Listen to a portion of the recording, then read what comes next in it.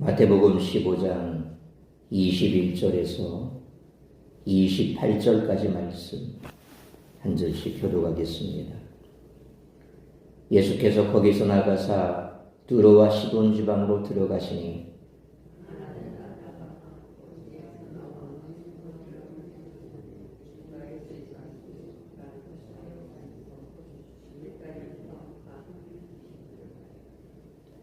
예수는 한 말씀도 대답하지 아니하시니 제자들이 와서 청하여 말하되 그 여자가 우리 뒤에서 소리를 지르오니 그를 보내소서.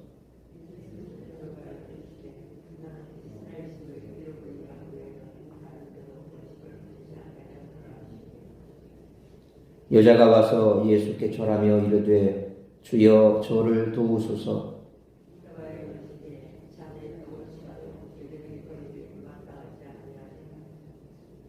여자가 이르되 주여 올소이다마는 개들도 제 주인의 상에서 떨어지는 부스러기를 먹나이다 하니 이에 예수께서 대답하여 이르시되 여자여 내 믿음이 크도다 내 소원대로 되리라 하시니 그때로부터 그의 딸이 나으니라.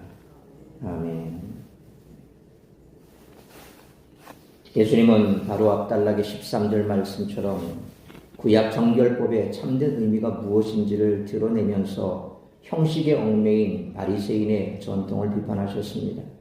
그리고 바리새인의 관점에서는 부정한 이방인의 땅 두로와 시돈 지방으로 들어가십니다. 두로와 시돈 지방은 갈릴리에서 각각 448km 그리고 80km 떨어진 지중해 해안을 따라 위치한 도시입니다. 예수님이 왜 갈릴리 지방을 떠나 북서쪽 경계에 있는 두로와 시돈 지방으로 들어가셨는지에 대해서는 구체적인 언급은 없지만 예루살렘에서 온 유대인 대적들과 예수님을 왕 삼으려 하는 유대인 무리를 피해 한적한 곳으로 가셨을 것으로 추측됩니다. 그러나 분명한 것은 특별한 의도로 누군가를 만나기 위해 이방 지역으로 가신 것은 아닌 것 같습니다. 마태는 예수님과 가나안 여인의 대화를 통해 하나님 나라에 대한 새로운 시각을 보여줍니다. 첫 출애굽 때도 이스라엘 백성들뿐만 아니라 다른 민족들이 함께 노예 생활에서 벗어났던 것 같이 소위 구약의 출애굽 말씀을 보면 허다한 잡족 여러 민족들이 있었던 거죠. 그러니까 모세가 출애굽할 때 그들과 함께 애굽 땅에 들어왔던 야곱의 족속과 함께 섞여 있었고 또 그 이후에도 그들의 삶 가운데 함께 있었던 여러 민족들이 있었다. 그래서 이런 다른 민족들도 함께 노예 생활에서 벗어났던 것처럼 예수님을 통한 새 출애굽에도 이방인이 함께합니다. 가나안 여인의 주장처럼 같은 하나님 아래에 있는 이방인에게도 은혜로 주어지는 2차 자격이 있습니다. 또한 구약 시대에는 출애굽 후에 가나안에서 다윗 왕조가 시작되었지만 예수님을 통해 새 출애굽 후에 세워질 하나님 나라는 사도행전에서 밝혀지는 것처럼 유대 지역을 기반으로 이방 땅까지 확장될 것입니다. 사도 바울을 통해서 소위 땅끝까지 복음을 증거하는 그와 같은 유럽에도 복음이 들어가고 아시아뿐만 아니라 유럽에도 복음이 들어가는 그와 같은 일들이 이루어지죠.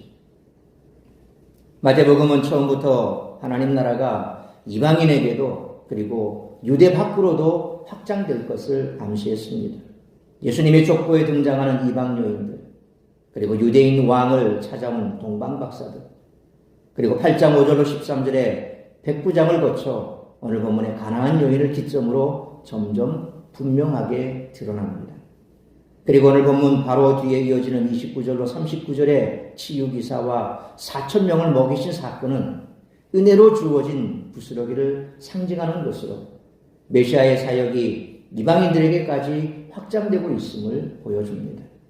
그리고 21장 37절로 44절, 22장 1절로 9절을 거쳐서 28장 18절로 20절의 마지막에서는 제자들에게 주신 지상명령에서 분명하게 땅끝까지 이르러 내 증인이 되라 라고 명확하게 말씀하고 있습니다.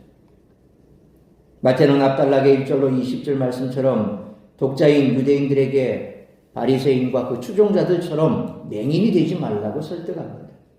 유대인이라도 회개하지 않으면 하나님 나라에 참여할 수 없고, 이방인이라도 하나님의 말씀을 깨닫고 믿고 간구하면 은혜로 주어진 나라에 참여할 수 있습니다. 또한 바리새인같이 형식과 전통에 집착하지 않으려면 우리의 전통이 인정되지 않는 이방 땅에서 이방인과 부딪혀 보아야 한다는 거죠. 그러므로 교회 밖 세상에서 그들과 대면하면서 계속 붙잡아야 할 본질이 무엇이고 버려둬야 할 형식과 아집이 무엇인지 오늘 본문의 말씀을 통해서 우리는 발견할 수가 있습니다.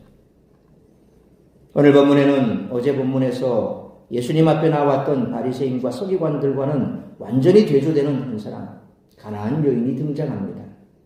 우리는 예수님과 이 여인 사이의 대화를 통해 주님이 진실로 원하시는 믿음의 모습이란 어떤 것인지를 배울 수 있습니다. 따라서 오늘 본문의 말씀을 통해 우리들이 깨달아야 할 것은 첫째로 21절로 23절 상반절 말씀처럼 우리 모두는 본질상 진노의 자녀였다는 것입니다. 21절에 두로와 시도는 당시 유대인들이 이방 세계 중에서도 가장 더럽게 여기며 배척하는 곳이었습니다. 여기에 22절 상반절 말씀처럼 한 가나안 여인이 등장하는데 마가복음 7장 26절 상반절에 보면 그 여자는 헬라인이요 수로보니게 족속이라 라는 말씀처럼 성경에는 베니게라고 나오죠. 페니키아 본토에 사는 성경의 수리아, 지금의 시리아 여인이었던 것 같습니다. 이는 당시 유대인과 원수 관계에 있던 지역 사람이었다는 그런 뜻입니다. 특히 마태는 이 여인이 여호수아 시대에 이스라엘의 적으로서 점멸시켜야 될, 멸절시켜야 할 대상이었던 가나안 여인이었다라고 기록함으로써 하나님의 은총으로부터 가장 멀리 떨어진 민족 출신임을 밝히고 있습니다. 그러니까 구체적으로 가나안 여인이다라고 마태가 기록한 것은 바로 예수님이 가셨던 그 두로와 시돈 지방은 유대인의 적대적인 지역이었고 가장 싫어하는 민족 중에서도 그 여인은 가나안 여인으로 이스라엘 역사상에 있어서 그들이 땅을 차지하기 위해 들어가 소위 헤렘, 점멸시켜야 된다. 완전히 멸절시켜야 될 그 민족 중에 하나인 그런 여인임을 부각시키고 있는 겁니다. 그런데 유대인과 원수나 다름없는 민족의 한 여인이 22절 하반절 말씀처럼 유대인의 언어와 표현법을 사용해 예수님께 주 다윗의 자손이여 나를 불쌍히 여기소서라며 예수님께 간청했다는 겁니다. 예수님은 23절 상반절 말씀처럼 이 여인을 무시하심으로써 그녀가 예루살렘의 바리새인 서기관과는 대척점에 서 있는 유대인들이 보기에 더러운 이방인이었음을 드러내십니다. 그런데 이 여인에게 하나님의 은혜가 임하는 놀라운 일이 앞으로 벌어진다는 것입니다. 그러므로 하나님과 원수였고 진노의 자녀였던 우리를 먼저 사랑하셔서 예수 그리스도 안에서 구원하신 하나님의 사랑을 생각하면서 어느 누구에게라도 하나님의 사랑을 구원의 복음을 전할 수 있는 우리 모두가 되시기를 축원합니다. 두 번째로 23절 하반절로 26절 말씀처럼 우리가 받은 구원의 근거가 우리 속에 있지 않다는 것입니다. 예수님은 제자들과 여인의 요청을 두 번 다 거절하십니다. 성경에서 이는 증인, 증거를 상징하는 숫자로 두 번이나 거절을 당했다는 것은 허락받을 가능성이 없음을 나타냅니다. 23절 하반절로 24절 말씀처럼 제자들은 이 여인이 소리를 지르고 있으니 귀찮아서라도 그 요청을 들어주어 보내자고 했지만 예수님은 이스라엘 집에 잃어버린 양 외에는 다른 데로 보내심을 받지 않으셨다고 말씀하십니다. 심지어 25절로 26절 말씀처럼 당시 유대인들이 이방인을 비하하던 표현인 개라는 단어까지 사용하시며 유대인들이 받을 은혜를 이방인에게 줄 수 없다고까지 하십니다. 예수님이 이 여인을 특별히 미워하셨기 때문에 이와 같은 태도를 보이셨다라고 보기는 어렵습니다. 오히려 예수님은 이를 통해 당시 이방인에 대한 유대인들의 태도가 어땠는지를 여실히 보여주고 계신 거죠. 그러니까 예수님의 의도는 그 여인이 미워서가 아니라 너희가 그렇게 자처하는, 너희가 자랑하는 너희는 유대인들이고 이 여인은 바로 너희들이 그렇게 미워하는 이방인이다. 그걸 또 마태는 앞서 제가 설명드린 것처럼 예수님이 가신 그 지역도 유대인들에게는 적대적인 지역이 있지만 그 지역 속에서도 유대인들이 널절시켜야 될 가난한 여인이었다. 그러니까 마태는 분명하게 그가 이와 같이 기록한 의도를 여기에 그대로 드러내 보여주고 있고, 예수님의 이러한 태도 역시 그 마태의 시각에서 봤을 때 왜 예수님께서 그 지역의 그 여인을 만나고 또 예수님께서 그를 2번씩이나 이렇게 아니 나는 그에게 은혜를 베풀 수 없다라고까지 왜 강경하게 말씀하셨는가를 분명하게 뒤에 나오는 예수님의 말씀을 통해서 드러내 보여주고 있는 거죠. 그러므로 우리가 받은 구원의 근거가 우리 속에 있지 않고 오직 예수 그리스도로 말미암은 것이므로 여전히 사망의 그늘에 앉아있는 죽어가는 영혼들을 구원하기 원하시는 주님의 마음으로 겸손히 섬길 수 있는 우리 모두가 되시기를 축원합니다. 세 번째로 27절로 28절 말씀처럼 응답받을 때까지 믿음으로 구해야 한다는 것입니다. 예수님께 철저히 무시당하면서도 이 여인은 27절 말씀처럼 옳습니다 주여 라고 대답할 뿐만 아니라 유대인들이 누리는 은혜라도 나누어 주기를 원했습니다. 예수님은 이 대답을 들으시고 28절 말씀처럼 오 귀나이, 헬라말로 오 귀나이, 우리는 오 여자여 그렇게 번역할 수가 있는데 참 아쉽게도 한글 성경에서는 이 감탄사 오라고 하는 단어가 빠져 있습니다. 그러니까 오 귀나이, 오 여자여, 얼마나 예수님께서 지금 감탄하고 있는지, 개라고 표현을까지 하시면서 철저하게 그 여인을 지금 무시하면서 나갔음에도 불구하고 그 여인은 예수님의 그 무시에도 아랑곳하지 아니하고 감청하고 있는 거죠. 예수님은 이 여인의 믿음에 깊이 감탄하시며 그녀의 소원을 이루어주셨습니다. 이 이야기는 주님께 은혜를 입어 구원받는 자가 어떤 사람인지를 분명하게 드러냅니다. 유대인이라고 해서 율법을 안다고 해서 구원받는 것이 아니라 주님 앞에 겸손히 나아가 믿음으로 간절히 구하는 자가 구원받는다는 것입니다. 우리의 중심에 이런 태도가 있어야 된다는 것입니다. 그러니까 오늘 본문에 있어서 계속해서 마태가 얘기하고자 하는 것은 혈통적으로 유대인이기 때문에 지역적으로 이방 지역에 산다고 해서 하나님의 은혜를 받고 은혜에서 제외된 것이 아니라는 것입니다. 예수님은 그것을 강력하게 말씀하시면서 이 여인의 그 태도에 대해서 일침을 우리에게 놓고 있는 거죠. 우리 또한 그런 태도를 가지고 주님 앞에 나가야 한다는 것입니다. 사람들을 대할 때 그 사람의 외모라든지 혹은 그 사람의 배경이라든지 또 사회적인 평판이라든지 항상 그런 것을 가지고 사람을 대하고 복음을 전할 때도 그런 잣대를 가지고 이 사람은 전해도 될 사람, 저 사람은 전하면 안 될 사람, 이 사람은 구원받아도 될 사람, 이 사람은 구원받아도 안 될 사람, 우리가 그렇게 정하는 것은 그건 하나님의 뜻이 아니라는 거죠. 우리는 어떻습니까? 구원받을 수 있는 자격이 우리 속에 있습니까? 주님 앞에 먼저 구원받았다고 해서 내가 주님 앞에 구원받을 만한 뭔가가 있었기 때문에 혹은 어떤 일을 했기 때문에 우리가 구원자가 된 것입니까? 아니라는 겁니다. 구원의 조건 우리에게 없습니다. 우리는 그저 은혜로 구원받은 것입니다.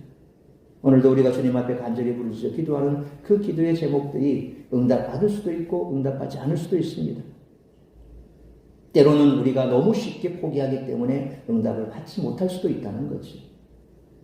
그러므로 응답받는 기도는 응답을 받을 때까지 믿음으로 구하는 기도이므로 어떤 상황, 환경 속에서도 포기하지 말고 끝까지 인내하며 믿고 구해야 하며 복음에 반응하지 않는 자라도 영생을 얻기로 작던진 자라면 반드시 구원할 것을 믿고 전하는 우리 모두가 되시기를 축원합니다.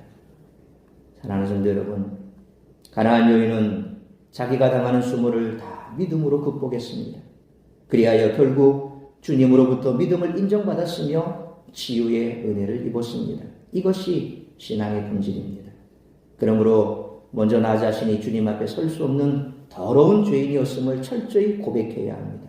그리고 주님은 구원의 은혜를 베푸실 수 있음을 믿으며 겸손히 포기하지 않고 구해야 합니다. 주님은 우리 마음 중심에 있는 믿음을 보십니다. 주님이 인정하는 믿음으로 간구하는 모든 기도의 제목들을 응답받는 우리 모두가 되시기를 주님의 이름으로 축원합니다. 기도하겠습니다. 살아계신 아버지 하나님, 은혜와 사랑을 감사합니다. 오늘도 우리에게 주신 말씀 가슴에 새기며 주님을 찾아왔던 이 가나안 여인의 믿음, 그리고 우리가 바라보고 있는 그 여인을 향한 시선이 당시 그들과 똑같이는 하는지 다시 한번 볼 수 있기를 원합니다. 우리는 주님 앞에 구원받은 자이나 우리가 구원받을 조건이 있어서 구원받은 것이 아닙니다. 우리가 하나님께서 우리에게 기도의 응답을 해주시나 때로는 거절당할 때도 있습니다. 여러 가지 많은 환경과 여건 속에서 우리의 믿음이 들쭉날쭉 그렇게 롤러코스터를 타듯이 오르락내리락 하지만 그럼에도 불구하고 우리를 통해 하나님께서는 기쁘신 뜻을 두고 행하시며 우리의 기도에 응답해 주시고 어떤 경우에는 우리가 끝까지 포기하지 아니하고 기도하기를 원하실 때도 있습니다. 오늘 다시 한번 이 말씀 가슴에 새기며 우리 자신을 돌아보고 끝까지 믿음으로 간구할 줄 아는 우리 모두가 되게 하여 주옵시되 무엇보다도 먼저 구원받은 우리는 철저한 죄인이었음을 고백하고 세상 가운데 이 구원의 복음이 그들에게도 들어가 영생의 구원을 받기를 원하시는 아버지의 마음을 우리가 먼저 가져야 할 줄 믿습니다. 그리함으로 영생의 구원을 받기로 작정된 그 영혼이 누구인지 우리는 알 수 없기에 그가 주님 앞에 돌아올 때까지 포기하지 아니하고 이 구원의 복음을 증거해야 할 것이고 그리함으로 오늘도 나를 통하여 이루고자 하는 그 구원의 복된 복음이 세상 가운데 들어가고 세상 가운데 축복의 통로로 쓰임받는 우리 모든 성도들 될 수 있는 복된 한 날의 삶이 되게 하여 주옵소서. 오늘 이 아침에도 주 앞에 간구하고 기도할 때에 주의 음성 듣고 돌아가는 복된 시간 될 수 있기를 간절히 빌고 소원하오며 이 모든 말씀 우리 주 예수 그리스도 이름으로 기도하옵나이다. 아멘.